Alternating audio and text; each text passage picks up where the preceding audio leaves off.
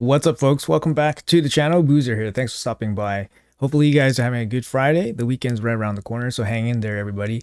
We got some very interesting news here I want to share with you guys. Obviously, Plarium has allowed us this information, so hopefully you guys will enjoy that. But we got some community week information as well as the free login champion information.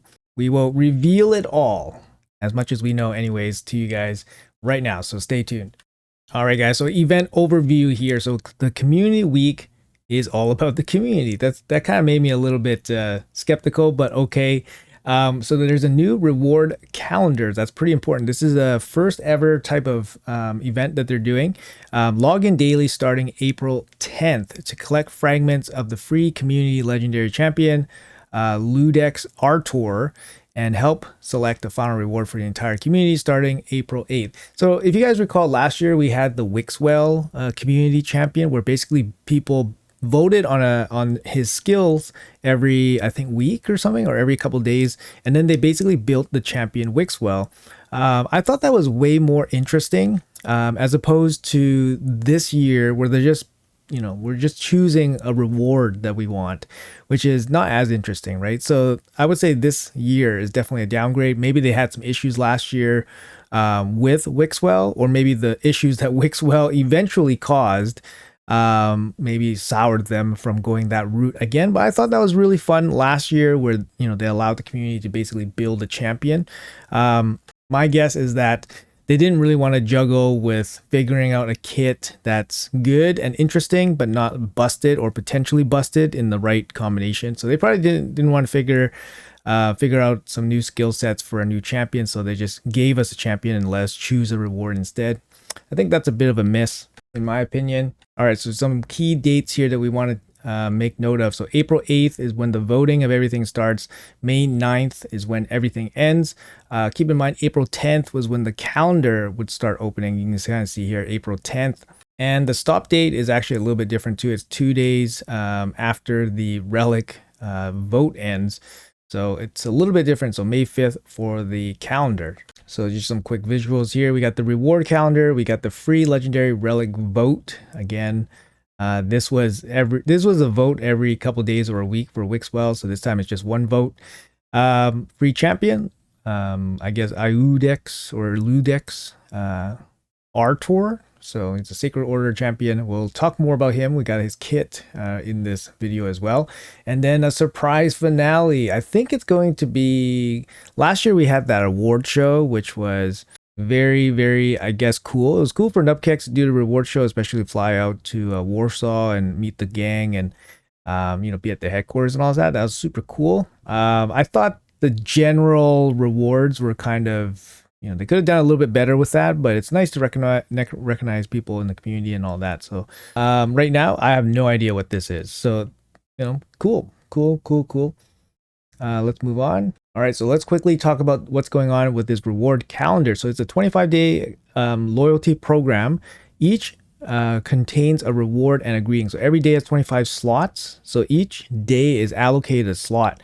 So if you don't log in on that day, you will miss out on that reward. So just keep that in mind. The reward is hidden until you activate the slot. Players can miss rewards if you don't log in on the day it's available. Like I said, players can still claim the guarantee reward, champion, fragments, and the relic between May 5th and May 9th. So those are some key dates there if you guys are interested, even if they didn't log in and open the reward calendar. Cool. The final main reward of the reward calendar will be determined by a community vote, allowing players to have a say regarding which relic becomes the ultimate prize. Okay.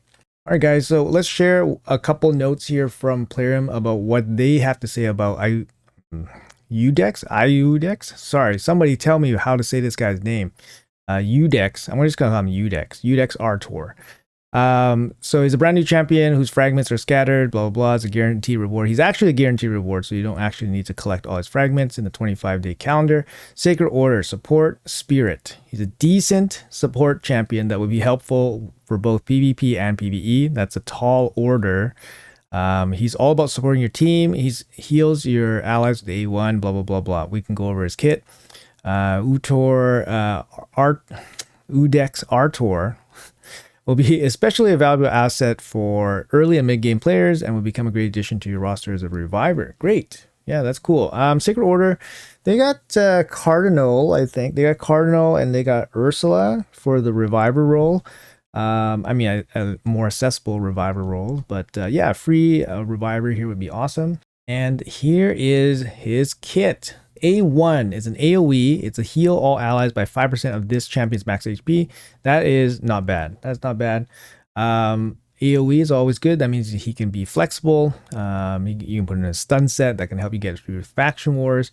You can put him a Hex or Provoke, and then now he's a Hex or Provoker for Hydra. So definitely usable. Incense of Inspiration is A2. 3-turn cooldown when fully booked. Increase attack, strengthen, and turn meter fill. That's actually really solid. So he can actually play in arena as your speed booster. So you can go increase attack with the turn meter boost. It's not the biggest turn meter boost, like for example, Arbor is 30%, so he's 15%, but it's usable. It's usable and it gives you increased attack and strengthen as well. Strengthen is not going to give any boost, but it's a little bit of extra, it's an extra buff and it's extra survivability. His revivability, revival mandate 6 turns, books down to 4 turns. Single target revive, 50% HP, 50% turn meter, also increase attack. Then activates the revived allies default skill, targeting the lowest HP. So that's kind of interesting. His A3 is an attack, and it could be interesting with the plus attack as well. It's a 4-turn cooldown on a single revive though, so you are paying 1 extra turn cooldown for this. Obviously plus attack and this extra attack into the lowest HP. Usually a single target revive is a 3-turn cooldown, unless there's some really good benefits. So here we are paying for the benefits here with a 4-turn cooldown. Is this good? Yeah, it could be good. Could be good. Surprise attack, I guess. If an enemy is killed by the ally's default skill after being revived by revival mandate, reset the cooldown of revival mandate. It's on a 3-turn cooldown after books on a passive. That could be good. 3-turn cooldown, I mean, it's not going to happen too often. You're going to get 1 bang out of it, and hopefully it's an impactful one.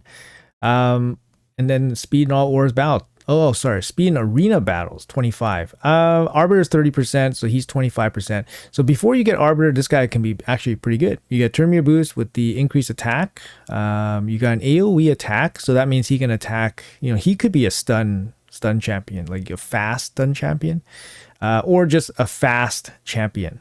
But the A1 is actually, you know, pretty solid, flexible. It gives him, you know, more possibilities for sure. I think overall he's not bad. He's not bad. He's a free champ. He's not bad. And his revive could be a little bit, could be tricky to deal with, and it could get you some additional value as well, especially if you revive your nuker with the increased attack.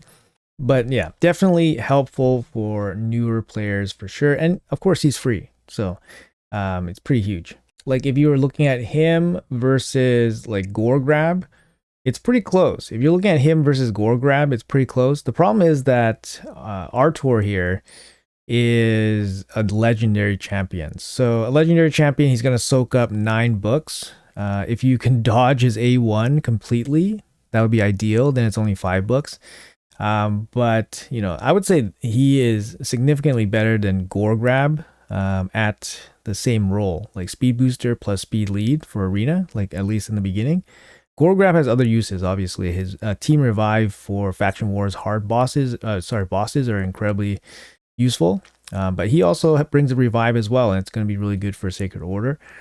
So yeah, I think this is good. This is overall a win for everybody. All right, guys. So there's relic voting stuff. Yeah, so there's going to be a vote for basically a whole month on which relic we want to scoop up from this community event. Here are the choices here. So we got the Gore Crescent, Wand of Submission, Temporal Stagnator, and the Axe Serpentis. The Gore Crescent is not bad. I do have this one. It's good for like champions that have extra hits, so you can kind of, you know, get some extra damage out of it. The Wand of Submission is in my opinion, clearly the best out of these four. The Wand of Submission is a game-changing relic. The wearer has 25% chance to reflect any of this hard CC back to the producer.